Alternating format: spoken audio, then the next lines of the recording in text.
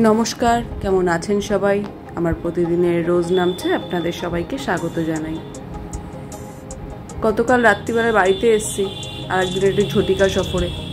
অনেকদিন একটু বাড়িটা দেখতে ইচ্ছা করছিল, আসতে ইচ্ছা করছিল। তো গতকাল রবিবার ছিল আর কদিন ধরে তো প্রচণ্ড বৃষ্টি, কালকেও প্রচণ্ড বৃষ্টি ছিল, তার মধ্যেই এসেছি। আজকে সকালের দিক থেকে এখন প্রায় 10টা মতন বাজে, যদিও আমি ঘুম থেকে উঠেছি একটু আগে। তো বাবা বলছিল যে ভোরের দিকে সকালের দিকে খুব বৃষ্টি হচ্ছিল, এখন একটু বৃষ্টিটা ধরেছে। চারিদিকে পুরো মেঘ হয়ে রয়েছে।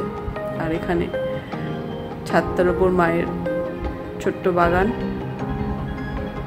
আর এখানে একটা চাল কুমড়ো গাছ হয়েছে। এখানে আমার চাল কুমড়োও হয়েছে, দেখতে লাগছে লাউয়ের মতন। আর সঙ্গে পেঁপে ধরেছে, দেখেছেন কি পেঁপে হয়েছে গাছটাতে।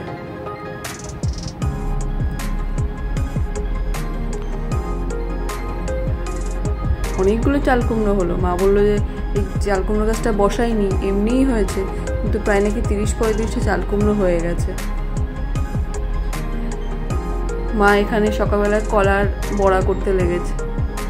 জন্মাষ্টমীর সময় আসলে আমাদের তো আগে পুজো হতো, তো এখন তো আর পুজো হয় না। তো মা নাকি ছোট্ট একটু তালের ফুরুলি নাড়ু টাড়ু দিয়ে পুজো দিয়েছিল, কিন্তু আমরা তো তখন যেতে পারিনি, বোনও আসতে পারেনি, সেই জন্য আর রাখেনি মা। আর তালের ফুরুলি তো বেশি দিন থাকেও না। তাই এখন বলছিলাম যে তুমি তালের ফুরুলি রাখোনি কেন? বলছে যে তোরা আসবি তো, আমরা জানতাম না, আর এখন তো তালের ফুরুলি থাকতেও না। তাই মা এখন ওই পাকা কলা দিয়ে বড়া বানিয়ে দিচ্ছে। আর এদিকে আমি একটু মাছ সেদ্ধ করছি। সকালবেলায় বাবা বাজারে গেছিলো, কিন্তু এত বৃষ্টি হচ্ছিলো যে নাকি বাজারে সেরকম কোনো মাছই পাইনি। আর কদিন ধরেই তো এত বৃষ্টি হচ্ছে, বাড়িতেও দেখছিলাম শ্বশুরমশাই যাচ্ছে, ভালো মাছ পাচ্ছে না। তো বাবা জ্যান্ত রুই নিয়ে এসেছিলো, তো মাকে বলেছিল যে রুই মাছ কালিয়া করতে, কিন্তু আমি বললাম যে দাও ওই মাছটা একটু অন্যভাবে করি। এর আগে কোনোদিন যদিও করিনি, একটু মাছের মুইঠা মতন করবো, মাছ সেদ্ধ করে তারপর বড়া মতন করে তারপর ঝোল দেবো। কোনোদিন করিনি, একটু ট্রাই করে দেখি কেমন হয়। মাছগুলো সেদ্ধ হয়ে গেছে, একটু নুন হলুদ দিয়ে সেদ্ধ করে নিয়েছি। এবার এগুলোকে কাটা ছাড়াবো। পুরো প্রসেসটা এটাই সব থেকে লেন্দি কাজ, এই মাছগুলোর কাটা ছাড়ানো। এবার সেটা যদি যেগুলো চিতল মাছ হয় সেগুলো তো আরও বেশি কাটা হয়, এগুলোর অত কাটা হবে না। কিন্তু যদি আরও বড় রুই বা কাতলা হতো তাহলে হয়তো কাটা কম থাকতো, বা পেটির মাছগুলো হতো। তো এগুলো একটু কাটা আছে, এগুলো একটু বেছে নিতে হবে। যদিও চিকেন আছে সাথে, বিলের অসুবিধা নেই, যদি এটা খেতে খারাপও হয় বিলের চিকেন দিয়ে খেয়ে নেবে।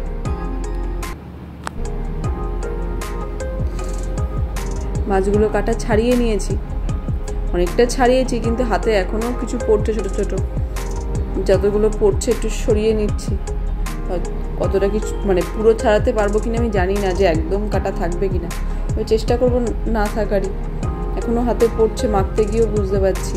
আর যে মাখছি এর মধ্যে দিয়েছি একটু কুচনো পেঁয়াজ, একটু কাঁচা লঙ্কা আর অল্প একটু অ্যারারুট, জাস্ট বাইন্ডিংয়ের জন্য। খুব বেশি না, এটা মাছের স্বাদটাই বেশি থাকবে। এটা তো চপ নয় যে অনেকটা ব্যাটার লাগবে, মাছটাই বেশি থাকবে, সঙ্গে একটু বাইন্ডিংসের জন্য অ্যারারুট দেবো।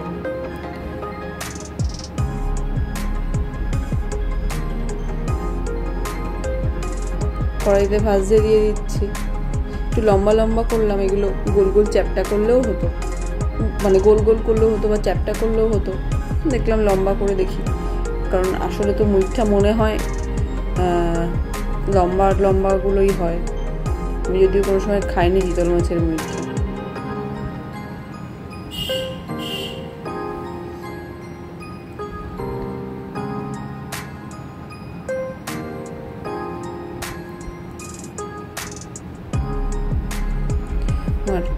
একবার ভাজা হয়ে গেছে এগুলো, শুধু শুধু খেতেও খারাপ লাগছে না। তবে হ্যাঁ, কেউ যদি ফিশ ফিঙ্গার বা ওরকম ফিশ চপ হিসাবে ভেবে থাকে, সেরকম টেস্ট নয়, কারণ এখানে তো বেশি কিছু মশলা দেওয়া নেই, আর ব্রেড ক্যাম বা এগ এসব কিছুও দেওয়া নেই। সেগুলো দেওয়া থাকলে হয়তো টেস্টটা ভালো হতো আরও। এটা শুধুমাত্র একটু মাছের স্বাদ আছে, মানে মাছটা একটু ভাজা এরকমই স্বাদ আছে, কারণ এটা তো খুব বেশি কাঁচা কাঁচা খাওয়ার জন্য বানানো নয়।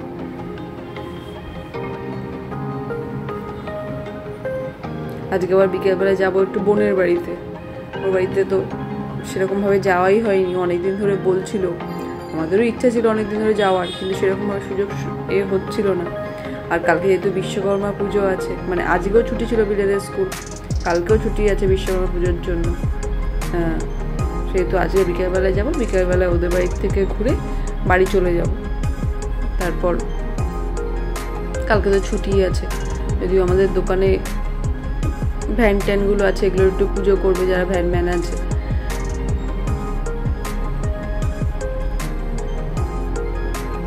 ভেজে নিয়ে একটু তেলের মধ্যে শুকনো লঙ্কা, গরম মশলা দিয়ে, মানে এলাচ দারচিনি দিয়ে একটু মশলা দিয়ে দিলাম। মশলার মধ্যে দিয়েছি পেঁয়াজ বাটা, একটু আদা বাটা, রসুন বাটা, কাঁচা লঙ্কা বাটা,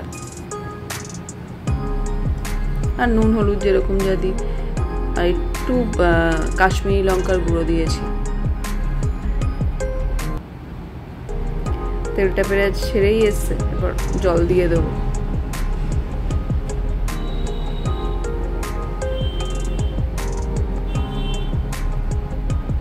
খুব বেশি ঝোল করবো না, এটা মাখা মাখাই হবে। ঝোল ফুটতে আরম্ভ করছে, তারপর ওই বড়াগুলোও দিয়ে দিয়েছি। এরপর একটু কুচানো ধনে পাতা দিয়ে দেবো। একটু ফুটেই গেছে, কারণ ঝোলটা তো মশলা কষানো হয়ে গেলে বেশি ফোটাবার দরকার নেই। আমি জলও কম দিয়েছি, জাস্ট মাখা মাখা রাখার জন্য। আর বড়াগুলো থেকে হয়তো একটু ঝোল টানবে। একটু ফুটুক, একটু পরে নামিয়ে দেবো। এই যে ফুটে এসছে, আর তেলটাও ছেড়ে দিয়েছে, আর হালকা জল রেখেছি। একটু কাঁচা লঙ্কা দিয়ে দেবো, ঝালটা খুব বেশি হয়নি, কাঁচা লঙ্কা একটু কেটে দিয়ে দেবো। সাথে দেবো একটু ধনে পাতা। বাবা আসলে নিয়েই এসেছিলো মাছের ঝোলটা ধনে পাতা দিয়ে কালিয়া করার জন্য। তাই বললাম যে দাও, এরকমভাবে করি। জানি না সবার কেমন লাগবে, প্রথমবার করছি তো। খুব খারাপ হয়নি খেতে, টেস্ট তো করলাম, খুব খারাপ হয়নি। এবার সবাই খেয়ে কী বলে সেটাই দেখার। একটু ঘি দেবো আর একটু গরম মশলা দিয়ে দেবো।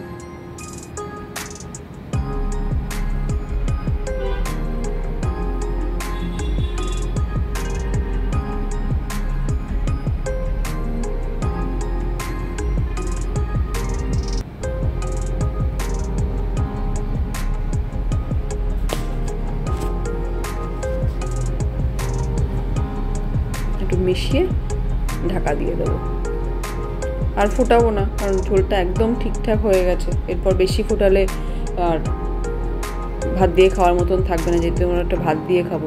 এটা রুটি দিয়েও খারাপ লাগবে না, যদিও মাছ, কিন্তু মাছ আমার খুব একটা রুটি দিয়ে ভালো লাগে না, কিন্তু এটা মনে হচ্ছে রুটি দিয়েও ভালো লাগবে। একটু যদি সঙ্গে আলু দেওয়া যেত তাহলে একদম রুটি দিয়েও ভালো লাগতো।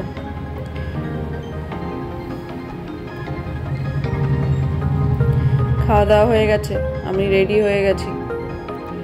আর ওটা খেতে সবাই ভালোবেসেছে, সবারই ভালো লেগেছে। এদিকে বিলে মাও রেডি, ওর বাবা যাচ্ছে ওদিকে গাড়ি বার করতে।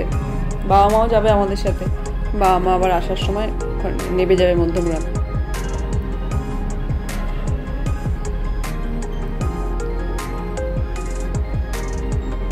বিলে তো চাইছিল যে আজকের দিনটা আবার থাকার।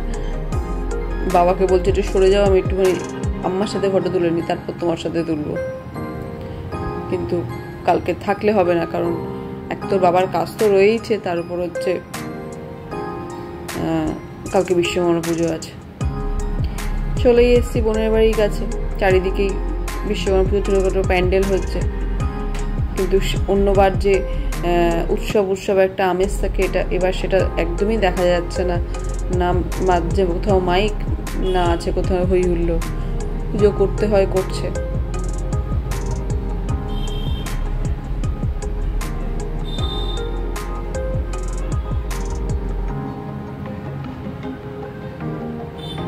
বোনের বাড়ি যেতে আমাদের বাড়ির থেকে আধ ঘন্টা 45 মিনিট মতন টাইম লাগে। মাঝখানে রেল গেট আছে, ওই রেল গেটটা পড়ে গেলেই অনেকক্ষণ টাইম লেগে যায়, মানে জ্যাম লেগে যায়। সুমন মানে বোনের বর খুব সুন্দর অ্যাকোরিয়াম সাজিয়েছে। বিলের বাবারও আগে একটা অ্যাকোরিয়াম ছিল, মানে বিলেও হওয়ার পরেও ছিল, তারপর আর মেনটেনেন্সের জন্য রাখা হয়নি, মানে এতটাই ব্যস্ততা হয়ে গেছে লাস্টের দিকে, তো পরিষ্কারও করার টাইম পেত না, আমি সেটাকে পরিষ্কার করতাম। এবার এই মাছ এনে না, মাছ মরে যাওয়া বা যেটা এখন বলি গাছ এনে গাছ মরে যাওয়া, সবগুলোই খুব কষ্টের। সেই জন্য এখন আর এগুলো রাখা হয় না।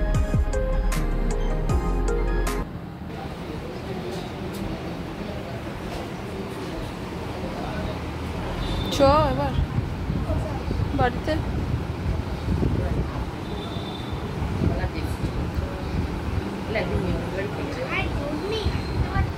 আমি কোলে করে গাড়ি অবধি নিয়ে যাবো, তারপর তো শুয়েই যাবে, শুয়ে শুয়েই যাবে গাড়িতে। হ্যাঁ কোথায় একা যাবি? না না তুই চ না, তোকে ঠিক শুইয়ে নেবো আমরা কোলে করে, তুই চ। তো থাকতে ইচ্ছা করছে?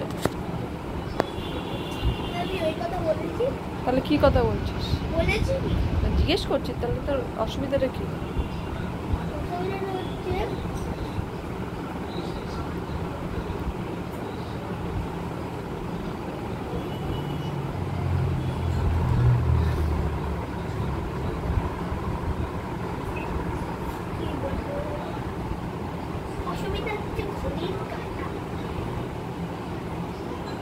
চলো বাবা, 9টা বাজে, দেরি হয়ে যাবে। 9টা বাজতে 10। চলো বাবা, এতটা পথ যাবো, বাবার শরীরটা ভালো লাগছে না বলছে, চলো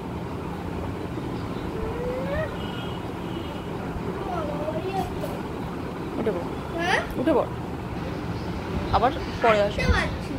হাঁটতে পারছো না? গাড়িতে গাড়ি অবধি চলো, ও তো গাড়ি করেই যাবে, তোমাকে বাসে ট্রেনে করে যেতে হবে না তো?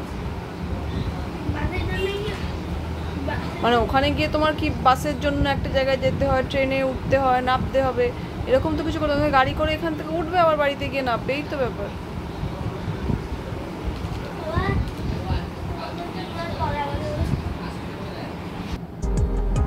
বেরিয়ে পড়েছি বোনের বাড়ির থেকে, ইচ্ছা তো ছিল আর একটু বসার, কিন্তু দেরি হয়ে যাচ্ছে, বা এতটা পথ যেতে হবে, প্রায় তো 1.5 ঘন্টা মতন লাগে বোনের বাড়ির থেকে আমাদের বাড়ি যেতে। তারপর রাস্তায় যদি জ্যাম ট্যাম থাকে কালকে বিশ্বকর্মা পুজোর জন্য, সেই জন্য বেশি দেরি করলাম না। দিলে আগেই চলে গেছে, মিশোর সাথে ওর বাবা মিশো আগে গেছে, গাড়ি বার করছে, ও চলে গেছে। ওর খুব ইচ্ছা ছিল আজকের দিনটা থেকে যাওয়ার, মানে যেখানেই হোক, হয় মিমিম বাড়িতে কিংবা মধ্যমগ্রামে, যেখানেই হোক থেকে যাওয়া, মানে দুটোই এখন মিমিম বাড়ি ওর। একটা হচ্ছে মধ্যমগ্রাম মিমিম বাড়ি, একটা হচ্ছে বারাসাত মিমিম বাড়ি।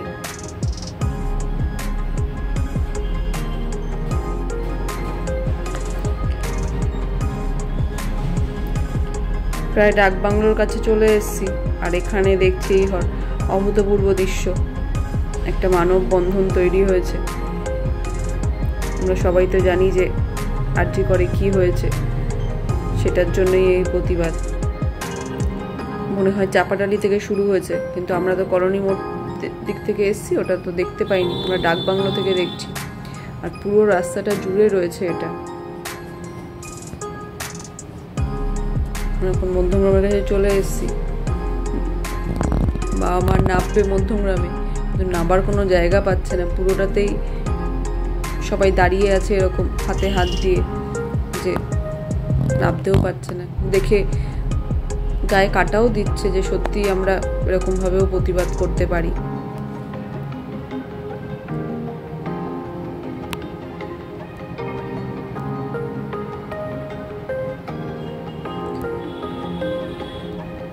হয়তো একদিন সত্যিটা সামনে আসবে এবং যথাযথ বিচার হবে। এটা নাকি মানে পরে শুনেছিলাম যে এটা পুরো শ্যামবাজার অবধি হয়েছিল।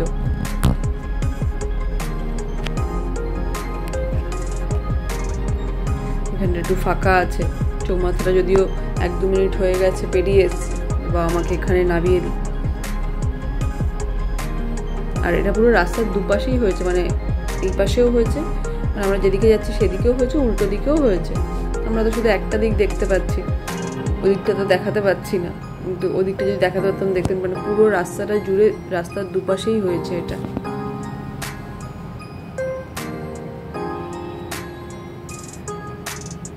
ঠিক আছে, আজকের ভিডিওটা তাহলে এখানেই শেষ করলাম। বাবা মা এখন বাড়ি চলে যাবে এখান থেকে অটো ধরে।